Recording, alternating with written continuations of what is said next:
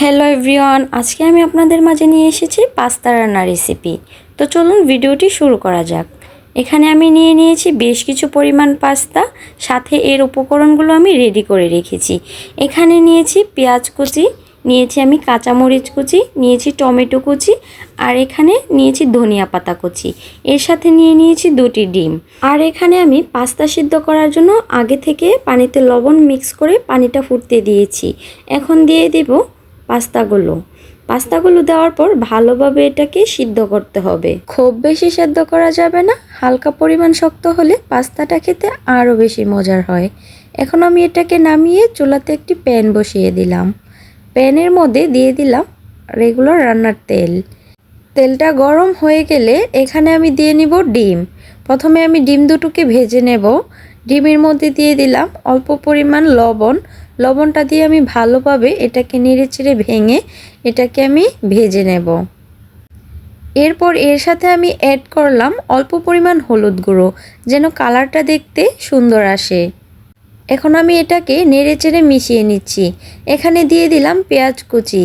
নেড়েচেড়ে এর সাথে আমি অ্যাড করব কাঁচামরিচ কুচি। উপকরণগুলো দিয়ে দেওয়ার পর এগুলোকে খুব ভালোভাবে মিশিয়ে নিতে হবে এবং খুব ভালোভাবে এগুলোকে ভেজে নিতে হবে। উপকরণগুলো খুব ভালোভাবে ভাজা হয়ে এলে এখানে আমার আগে থেকে সেদ্ধ করে রাখা পাস্তাগুলো দিয়ে নিচ্ছি। পাস্তাগুলো দিয়ে নেওয়ার পর এখানে আমি অ্যাড করছি সয়া সস। আপনারা চাইলে এটা স্কিপ করতে পারেন। এখন আমি এটাকে খুব ভালোভাবে নেড়েচেড়ে মিশিয়ে নিচ্ছি।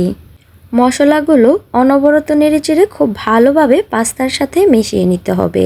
এখন আমি অ্যাড করছি এর সাথে 1 প্যাক ম্যাগি মশলার গুঁড়ো। মশলাটা অ্যাড করে দিলে পাস্তাটা খেতে দারুণ টেস্ট আসবে। এখন আমি এটাকে ভালোভাবে নেড়েচেড়ে মিশিয়ে নিচ্ছি। রান্নাটা প্রায় হয়ে এলে এখানে আমি অ্যাড করে নিচ্ছি টমেটো কুচি। এটা রান্নার প্রথমে দিলে প্রায় অনেকটাই গলে যায়, তাই আমি শেষের দিকে দিলাম। এখানে দিয়ে দিলাম ধনিয়া পাতা কুচি।